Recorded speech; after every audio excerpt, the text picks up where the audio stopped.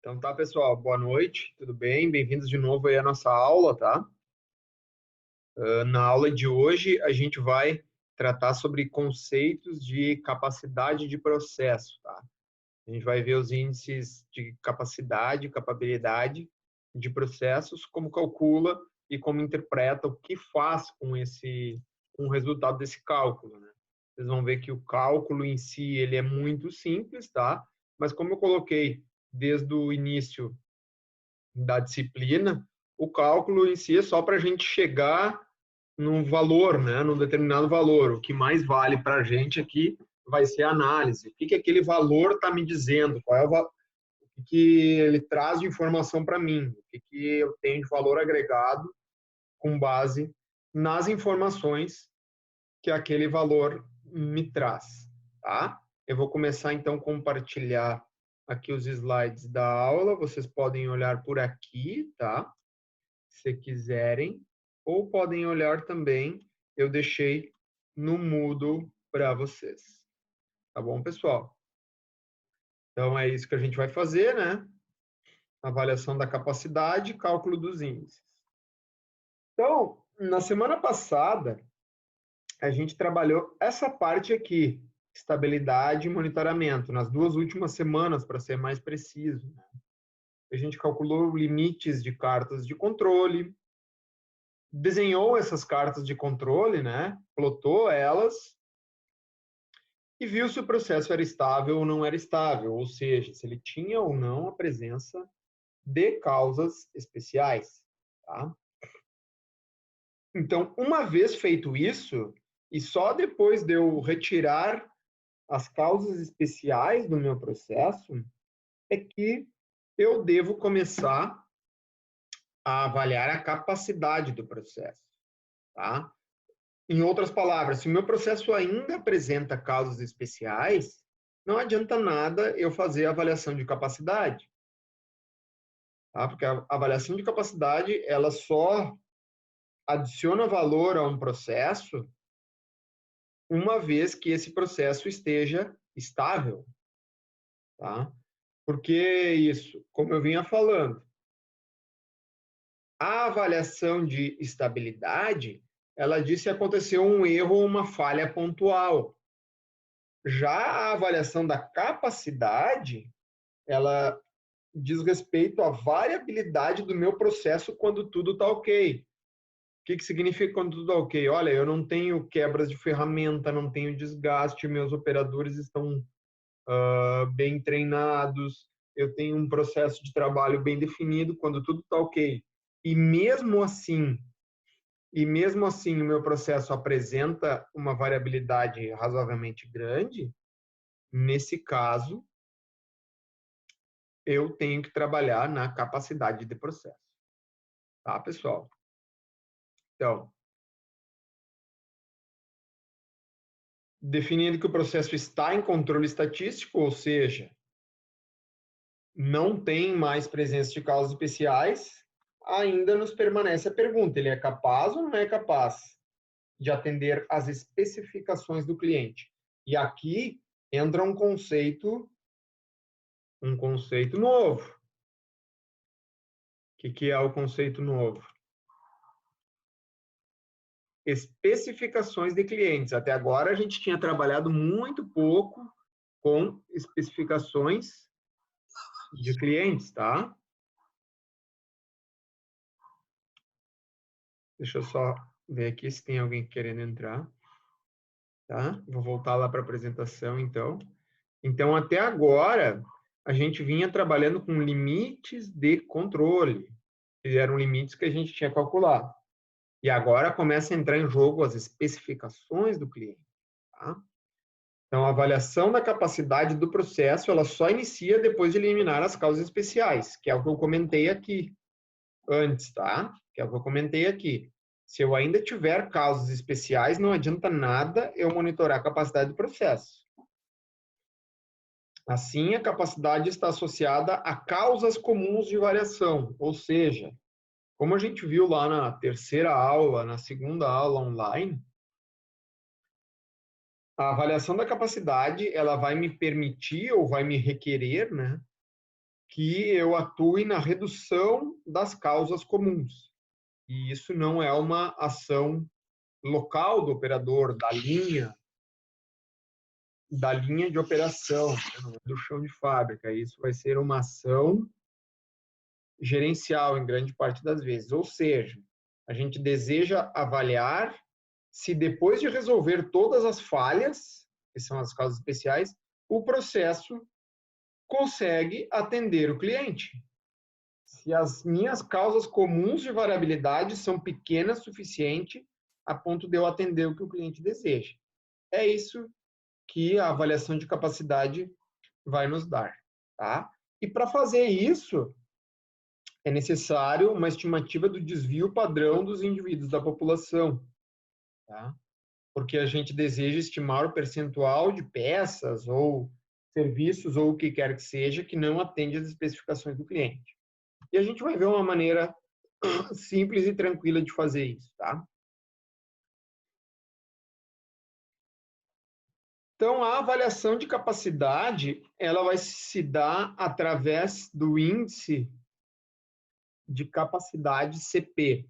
A gente vai ver hoje o cálculo de dois índices, o cálculo de CP e o cálculo de CPK, tá? Então, imaginem que essa distribuição normal aqui, todas essas distribuições normais, elas são as distribuições oriundas de um processo.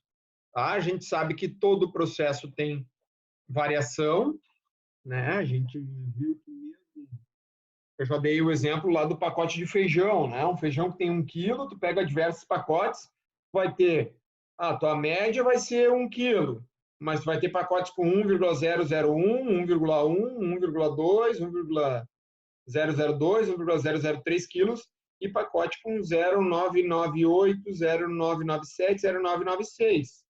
Tá? Então, imaginem que essa distribuição normal, ela é uma distribuição de um processo qualquer. Tá? Então, um processo qualquer, digamos o feijão aqui, o meio é 1 quilo, mas tu vai ter alguns pacotes que possuem mais de 1 quilo e outros pacotes que possuem menos de 1 quilo. Tá? Então, dada que essa distribuição normal ela é oriunda de algum processo de fabricação ou algum processo de serviço, a gente avalia o índice CP da seguinte maneira. Se eu tiver um índice exatamente igual a 1, eu vou ter uma curva como essa. Tá? Ou seja, ela cabe perfeitamente dentro dos limites de especificação. Tá? De novo, pessoal, vou frisar aqui. Os limites que a gente calculou lá na carta de controle eram os limites de controle. LCI, limite de controle inferior, e LCS, limite de controle superior. Aqui, no caso da capacidade, já entra em jogo esse cara aqui, ó. Esse cara aqui já entra em jogo, o cliente. Agora aqui, a gente está olhando para fora do nosso processo. Antes a gente estava olhando só para dentro. Agora aqui a gente está olhando para fora do nosso processo. Entra em jogo aqui o cliente. Por isso que eu não tenho apenas limites de controle, e sim limites de especificação. Tá? Então, se a minha curva ela cabe perfeitamente dentro dos limites, eu digo que o meu CP é igual a 1. Se o meu processo é mais largo do que a especificação do cliente, o meu CP é menor que 1. Tá? Ou seja, isso aqui é o seguinte, ó, isso aqui é eu querer botar Porto Alegre dentro de Sapucaia. Tem alguém aí de Sapucaia? Eu sou de Canoas, então vamos dizer de Canoas, né? Para ninguém se sentir ofendido aí. Então, isso aqui é querer botar Porto Alegre dentro de Canoas. Digamos que o meu limite ele é mais estreito do que o meu processo, mesmo eu não tendo falhas, tá? O que isso aqui quer dizer? Se nós tomar o exemplo do feijão, eu pego aqui 1 quilo, é a minha especificação, mas eu aceito até 995 e 1005, tá?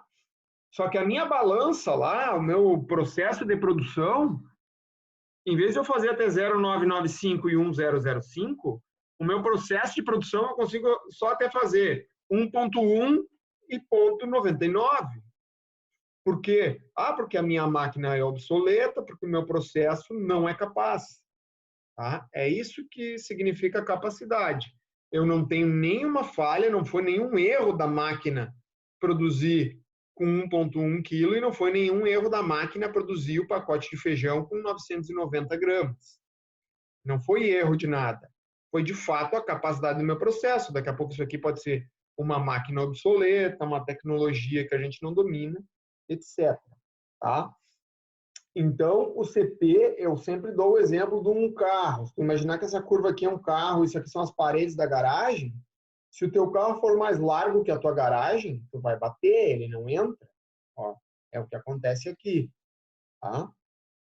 Eu posso ter também, pessoal, situações em que o meu CP é igual a um que, teoricamente, ele caberia. Então, aqui é Porto Alegre dentro de Porto Alegre, né? Aqui também seria, em teoria, o CP igual a 1, também seria Porto Alegre dentro de Porto Alegre. Essa curva aqui, ela caberia nesse espaço aqui, porém, ela está descentrada. Isso é algo que a gente também vai ver através do cálculo do CPK.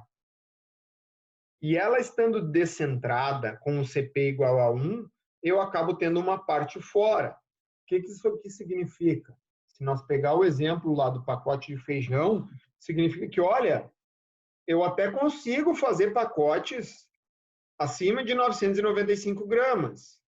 Até faço bem aqui. Só que a minha média, em vez de ser 1 quilo, está 1,06, 1,02, 1,03.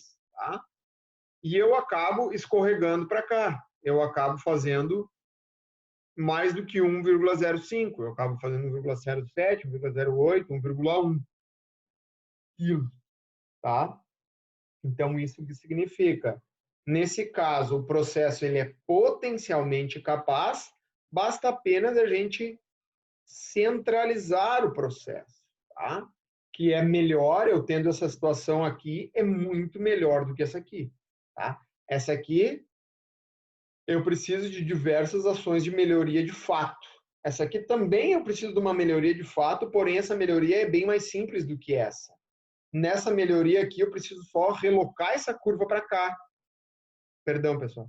Só relocar essa curva para o meio, para ela transformar igual essa aqui. Estão vendo que esse cara aqui tem potencial de ser esse aqui? Esse cara aqui tem potencial de ser esse aqui. Esse aqui, se eu não estreitar a curva, ele nunca vai ser esse aqui. Tá? Então, para eu corrigir esse cara aqui, é bem mais simples do que para corrigir esse. Tá? E, pessoal, um CP maior do que 1, ou bem maior do que 1, no qual o meu limite do cliente, ele dá com folga no meu processo. E aí, mesmo com um processo não centrado, eu posso ter todos os meus itens dentro da especificação, tá? Mesmo com um processo não centrado. Tá? Não sei se ficou dúvidas até aqui, pessoal. Isso aqui são conceitos bem importantes aqui, tá? Que a gente estava vendo lá. Então, esse conceito, se não ficar bem entendido, depois, daqui a pouco, vai ser mais complicado. Se tiverem dúvidas, podem interromper aí, tá? Vamos voltar aqui, então.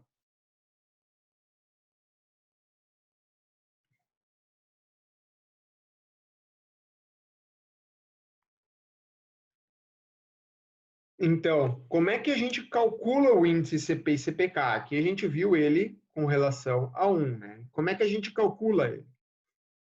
A gente calcula ele, a gente viu lá na primeira lâmina, ele vai depender do desvio padrão dos indivíduos, né? E também ele vai depender do nosso limite de especificação. O que é o LSE? É o limite superior de especificação. Professor. Ô, professor, acabou. Nós estamos perdendo a tela aí. Ficou no Zoom aí. Como é que é? A tela está dividindo aí com nós. A tela não tá? Vamos ver agora, então. Estão vendo agora? Sim, agora sim. Tá. Eu vou retomar então, tá? Então aqui, ó, o cálculo do CP, ele leva em conta o desvio padrão dos indivíduos da população, tá? E leva em conta os limites de especificação do meu cliente. O limite superior de especificação menos o limite inferior de especificação dividido por 6 vezes o desvio. Tá? Por que 6 vezes o desvio? Porque lá, desde quando a gente viu curva normal, eu disse que nós ia trabalhar com mais ou menos 3 desvios, né? Mais ou menos 3 desvios significa 99,73% dos indivíduos daquela distribuição normal, tá? Então, por isso que nós vamos trabalhar com mais ou menos 6 desvios padrão. Então, ele é o quê? O que que ele é? Ele é esse cara menos esse cara, que significa essa largura dividido pela largura da curva. Se olhar essa fórmula aqui, se olharmos essa fórmula aqui, é o quê? É a largura do limite dividido pela largura da curva. Se o meu limite é maior que a curva, CP é maior que 1. Se o CP é igual ou maior que 1, eu tenho condições, eu tenho capacidade. Tá? Se o meu CP for menor que 1, significa o quê? Que a largura da minha curva é maior do que a largura do meu limite, ou seja, eu preciso botar Porto Alegre dentro de Canoas, e não consigo. Tá? Então, é isso que esse índice nos traz. Tá, pessoal? Ele faz basicamente uma comparação da largura da minha especificação com a largura do meu processo. Aqui, ó. Isso menos isso é essa largura aqui, essa distância aqui, dividido por 6 vezes o desvio. Lembra que eu falei que nós ia trabalhar com a curva mais ou menos 3 desvios, 6 desvios aqui, é esse cara aqui. Tá? Então, CP igual a 1, essa distância aqui, até isso aqui deveria estar aqui, é igual à especificação. Ou seja, a largura da especificação igual à largura da curva. Tá? E o CP indica a capacidade potencial do processo, caso centralizado, tá? De fabricar um produto ou de atender um determinado requisito. CP menor que 1, então, o processo é potencialmente não capaz. E CP maior ou igual a 1, processo potencialmente capaz. Por que potencialmente, professor? Porque eu posso ter esse caso aqui. Esse caso aqui, o processo é potencialmente capaz, porém, ele não é capaz porque ele tem toda essa parte aqui fora. Para ele se tornar capaz de verdade, de fato, ou efetivamente capaz, que é o que a gente vai ver aqui, através do índice CPK, que eu já vou mostrar para vocês, isso aqui deveria estar deslocado para cá. Aí ele seria um processo efetivamente capaz. Ok, pessoal? Então, vamos tomar um exemplo. Esse exemplo é aquele mesmo exemplo da carta de controle, tá? A gente pegou esse exemplo lá para construir a nossa carta de controle de média e de amplitude. E agora nós vamos ver como utilizar para calcular o CP e CPK. Aqui eu tenho meus limites de especificação. Ó, aqui na tabela ele está entre 50 e 90, que é isso aqui vezes 100, tá? Ou seja, meu limite de especificação é entre 50 e 90, ou seja, 70 mais ou menos 20. Esse é o meu limite. Então, limite superior de especificação para esse exemplo vai ser 90 e limite inferior de especificação 50. E aqui está o nosso cálculo. Até não coloquei aqui, mas aqui, ó, 50. Aqui tá me avisando aqui que vai faltar só 10 minutos, tá, pessoal? Mas, conforme sempre, a gente dá aqueles 5 minutinhos e volta, tá? Então, aqui em cima, 90 menos 50, dividido por 6 vezes o desvio. Ah, professor, mas o cálculo do desvio ele é um pouco complicado. Sim, concordo com vocês, o cálculo do desvio ele é um pouco complicado. Além disso, o cálculo do desvio, para a gente calcular o desvio padrão, ele só é possível quando eu tenho esses dados aqui, ó. Os dados das cinco amostras, tá? Das 5 tomadas de tamanho igual a 5. Mas eu dei diversos exercícios para vocês onde eu já dava só a média e a amplitude. Tá? Se vocês não tiverem o acesso a esses dados aqui, vocês não têm como calcular o desvio. Atentem bem, pessoal. Esse desvio padrão aqui é o desvio padrão dos indivíduos, não é o desvio padrão da média. Tá?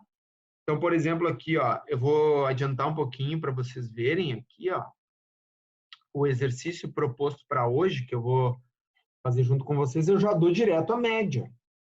Tá, mas se tu já dá direto a média e tu diz que eu não posso calcular o desvio padrão da média, o que eu vou fazer? Não se apavorem.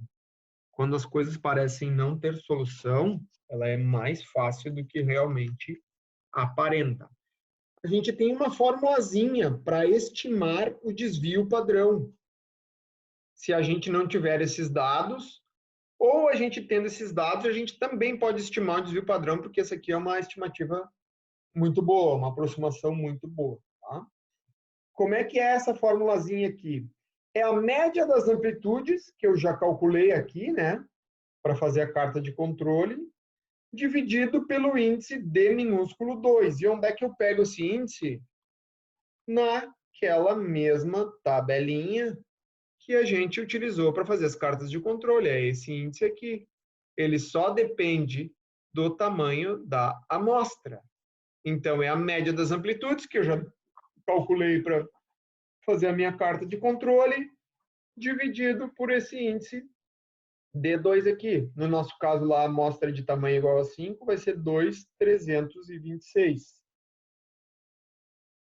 Então, ficou uma barbada. Ó, 17,13, que vem daqui, média das amplitudes, 17,3, perdão.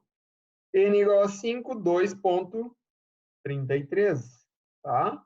Que me dá um desvio de 7,42. Tá, pessoal? Então, isso aqui é bem importante. Esse cálculo aqui é bem importante, tá? Então, 90 menos 50 dividido por 6 vezes 7,42. 40 sobre 44. O que isso aqui significa? CP igual a 0,9. Ou seja, esse processo é potencialmente não capaz.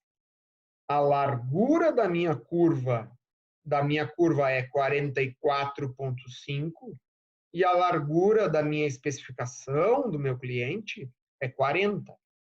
Ou seja, a minha curva ela é mais larga do que o meu cliente, tá?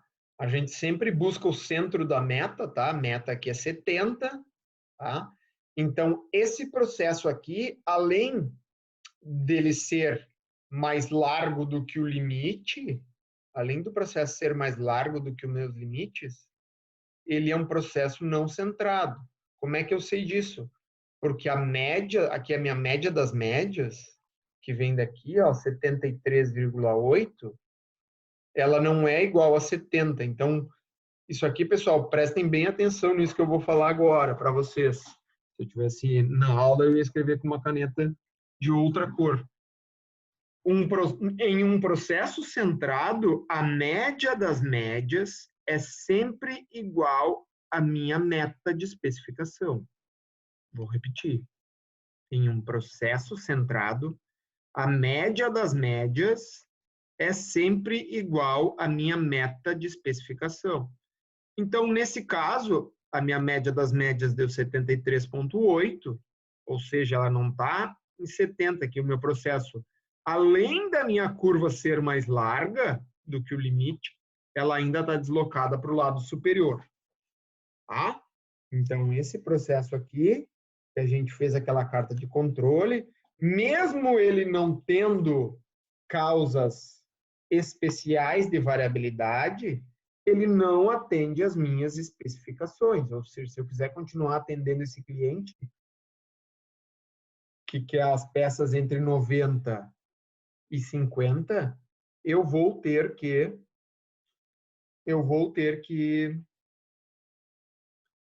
ter melhorias significativas no meu processo. Tá? Tudo bem até aqui?